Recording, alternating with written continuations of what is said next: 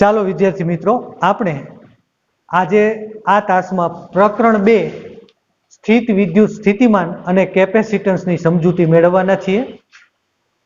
તે માટે આપણે ટોપિક નંબર 2.1 માં સ્થિત વિદ્યુત સ્થિતિ ઉર્જા સમજીશું। આપણે ધોરણ 11 માં પૃથ્વીના ગુરુત્વાકર્ષી ક્ષેત્રમાં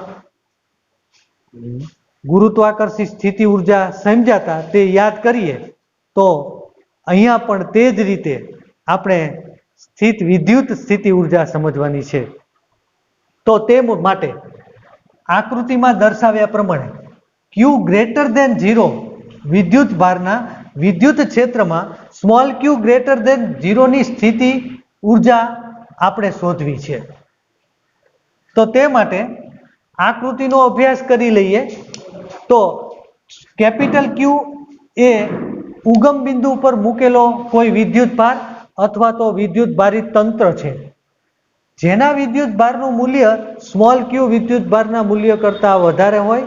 સ્મોલ q વિદ્યુત ભાર એ પરીક્ષણ વિદ્યુત ભાર છે, એનું મૂલ્ય શૂન્યવત અથવા તો ખૂબ જ નાનું હોય છે।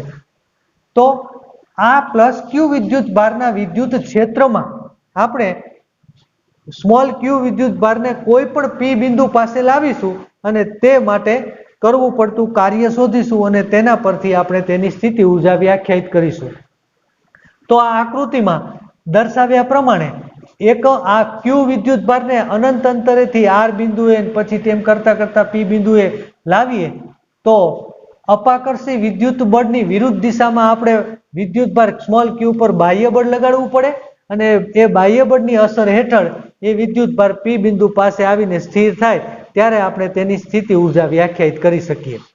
તો તે માટે હવે આપણે આકૃતિને વર્ણન દ્વારા સમજીએ। ધારો કે આકૃતિમાં દર્શાવ્યા મુજબ ઉગમ બિંદુ O પર મૂકેલા વિદ્યુત ભાર Q ને લીધે ઉદ્ભવતા વિદ્યુત ક્ષેત્રના કોઈ બિંદુ P પાસે આપણે વિદ્યુત ભાર Q ની સ્થિતિ ઉર્જા શોધવી છે। તે માટે આપણે Q ને ખલેલ ન પડે તે રીતે બહુ જ અગત્યનું વિધાન છે આ, જે આગળ લાક્ષણિકતામાં ઉપયોગ કરવાનો છે। તે રીતે Q ને વિદ્યુત બળ Fe જે પ્લસ Q વિદ્યુત ભારને કારણે સ્મોલ q વિદ્યુત ભાર પર લાગે છે, તે વિદ્યુત બળની વિરુદ્ધ દિશામાં બાહ્ય બળ Fe એક્સટર્નલ વડે વિદ્યુત બળ Fe ની વિરુદ્ધ દિશામાં થયેલ કાર્યનું સૂત્ર આપણે નીચે પ્રમાણે લખી શકીએ। એટલે આ કાર્યનું સૂત્ર લખવા માટે આપણે WRP બરાબર integration of R to P, એટલે આપણે અનંત અંતરેથી જો સ્મોલ q વિદ્યુત ભારને લાવતા હોય અને વિદ્યુત ક્ષેત્રમાંના કોઈ r બિંદુ પાસે વિદ્યુત ભાર આવી ગયો સ્મોલ q અને પછી ત્યાંથી આપણે p બિંદુ પાસે લાવીએ છીએ ત્યારે આપણે બાહ્ય બળ F એક્સટર્નલ વડે તે વિદ્યુત ભાર પર કાર્ય કરી અને તેને dr જેટલું સ્થાનાંતર કરાવી અને p બિંદુ પાસે લાવીએ છીએ। તેમ આ સમીકરણ 1 નો અર્થ થાય। આ સમીકરણ 1 મેળવવા માટે આપણે ધારણા કરેલી છે કે જે બાહ્ય બળ વડે આપણે પ્લસ q સ્મોલ q વિદ્યુત ભારને p બિંદુ પાસે લાવીએ છીએ તે વિદ્યુત ભાર પર જે વિદ્યુતીય બળ પ્લસ q વિદ્યુત ભાર વડે લાગે છે તેનું મૂલ્ય F એક્સટર્નલ બરાબર માઇનસ Fe હોવું જોઈએ। એટલે કે આ બંને બળો સરખા ને પરસ્પર વિરુદ્ધ દિશાના હોવા જોઈએ તો સમીકરણ 1 શક્ય છે, એટલે એને સંતોલતું હોવું જોઈએ એમ કહી શકાય। તેથી આપણે આ સમીકરણ 1 ને હવે નીચે પ્રમાણે લખી શકીએ। F એક્સટર્નલ ની જગ્યાએ માઇનસ Fe લખીએ એટલે WRP work of R to P સુધી લાવવા માટે કરવું પડતું કાર્ય is equal two minus common કાઢી લઈ, કારણ કે આપણે F એક્સટર્નલ ની જગ્યાએ માઇનસ Fe મૂકશું એટલે Fe એમનમ ઇન્ટુ ડોટ dr, એટલે સમીકરણ આપણને 1 નું બીજું સ્વરૂપ સમીકરણ 2 સ્વરૂપે મળ્યું। WRP બરાબર minus integration of R to P Fe સદિશ ડોટ dr સદિશ।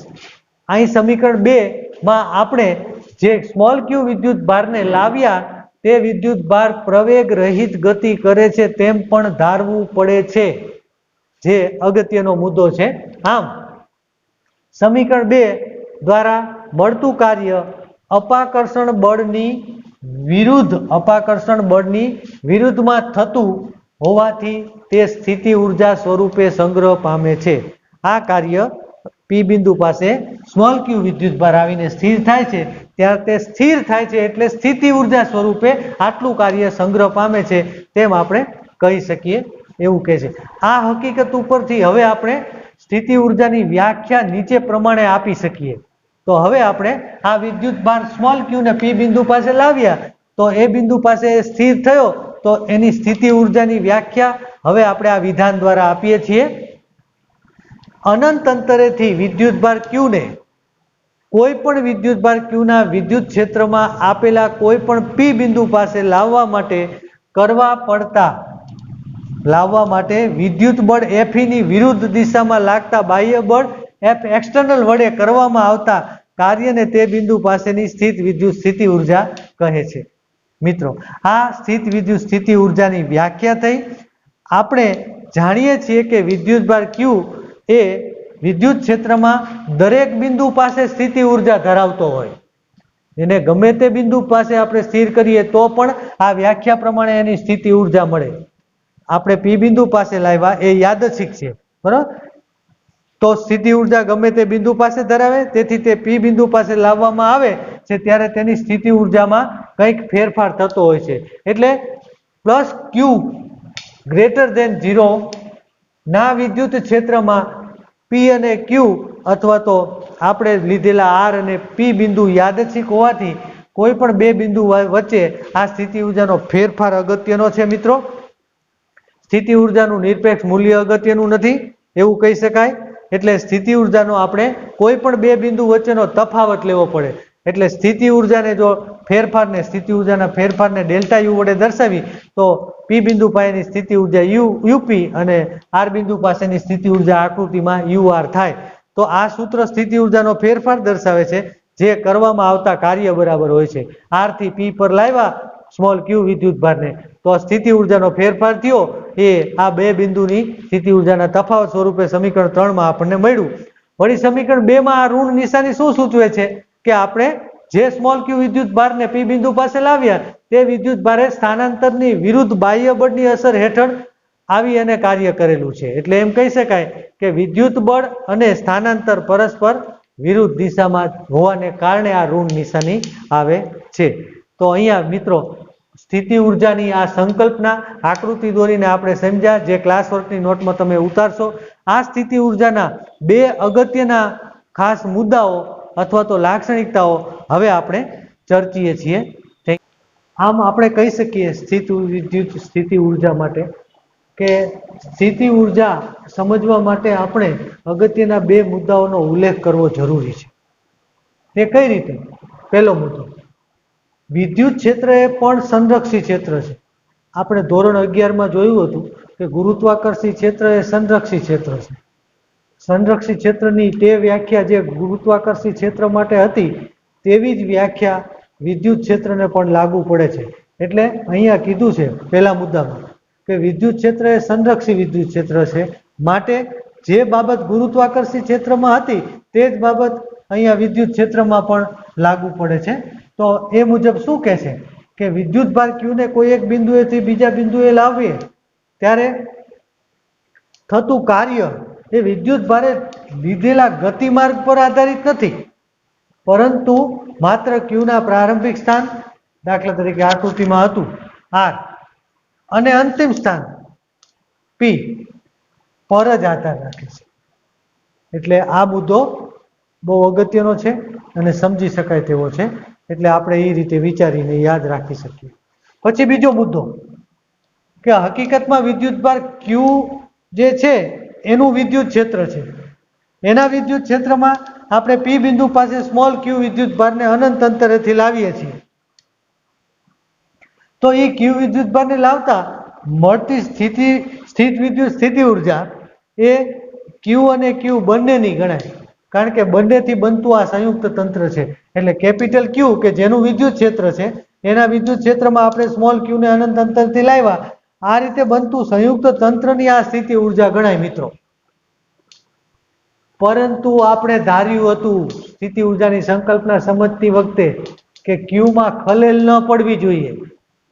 એટલે કે જો એ વિદ્યુત ભારિત તંત્ર હોય ક્યુ, અંદર ઘણા વિદ્યુત ભારો આવેલા હોય, તો એ વિદ્યુત ભારોની સાપેક્ષ ગોઠવણીમાં ફેરફાર થવો જોઈએ નહીં. તો ક્યુમાં ખલેલ ન પડે તે રીતે ક્યુને એટલે કે સ્મોલ ક્યુને આપણે પી બિંદુ પાસે લાવતા માત્ર ક્યુના સ્થાનમાં જ ફેરફાર થયો તેમ કહી શકીએ. એટલે ક્યુની સ્થિતિ ઉર્જામાં ફેરફાર થયો છે. ક્યુના બે સ્થાનમાં ફેરફાર થયો, પહેલા આર હતું પછી પી થયું, એટલે સ્મોલ ક્યુની સ્થિતિ ઉર્જામાં જ ફેરફાર થયો. કેપિટલ ક્યુની સ્થિતિ ઉર્જામાં ફેરફાર થયો નથી, કારણ કે તેમાં કોઈ ખલેલ પડેલ નથી. એટલે વળી એમ સ્થિતિ ઉર્જાનું નિરપેક્ષ મૂલ્ય શક્ય નથી. આપણે જાણીએ છીએ કે સ્થિતિ ઉર્જા એ વિદ્યુત ક્ષેત્રમાં કોઈ પણ વિદ્યુત ભારના એક સ્થાન અને બીજા સ્થાન ઉપર જ આધાર રાખે છે, એટલે એનું નિરપેક્ષ મૂલ્ય શક્ય નથી. તેના તફાવતનું જ મહત્વ છે. એટલે કે વિદ્યુત ક્ષેત્રના કોઈ પણ બે બિંદુ પાસે જે સ્થિતિ ઉર્જા મળે અને એનો તફાવત કેટલો મળે છે એનું જ મહત્વ છે. વળી સરળતા ખાતર જો બિંદુ આર ને અનંત અંતરે લઈ જવામાં આવે તો આપણે એમ કહી શકીએ કે આપણું સમીકરણ હતું delta U is equal to UP minus UR બરાબર WRP. એ સમીકરણ હવે આપણને સમીકરણ 4 સ્વરૂપે નીચે મુજબ W infinity to P, R બિંદુને અનંત અંતરે લઈ ગયા એટલે R tends to infinity to P is equal to UP minus UR ની જગ્યાએ U infinity is equal to UP ગણાય, કારણ કે આર ટેન્સ ટુ ઇન્ફિનિટી તો યુ ટેન્સ ટુ 0 થાય, અનંત અંતરે સ્થિતિ ઉર્જા પણ શૂન્ય થાય. એમ આપણે કહી શકીએ. આ વિચાર ગુરુત્વાકર્ષી ક્ષેત્રમાં ધોરણ 11માં આપણે સમજ્યા હતા તે મુજબ જ છે, કારણ કે આ ક્ષેત્ર પણ સંરક્ષિત છે. તો આ પ્રમાણે સમીકરણ 4માં પી બિંદુ પાસે યાદચ્છિક છે. આ પી બિંદુ યાદચ્છિક હોવાથી આપણે કોઈ પણ બિંદુ પાસે વિદ્યુત ક્ષેત્રના કોઈ પણ બિંદુ પાસે સ્થિતિ ઉર્જાની આ વ્યાપક વ્યાખ્યા હવે આ અવતરણ ચિહ્નમાં લખી એ મુજબ પણ લખી શકાય. વિદ્યુત ક્ષેત્રના કોઈ પણ બિંદુ પાસે વિદ્યુતભાર Q ની સ્થિતિ ઉર્જા એટલે અનંત અંતરેથી તે વિદ્યુતભારને લાવવા માટે બાહ્ય બળની વિરુદ્ધ કરવું પડતું કાર્ય એમ થાય. એટલે આ સ્થિતિ ઉર્જાની સંકલ્પના અને તેને સમજાવતી થિયરી અહીં પૂરી થાય છે આ બે મુદ્દા સહિત. એટલે આપણી ક્લાસ વર્કની નોટમાં ઉતારી પાકું કરશો.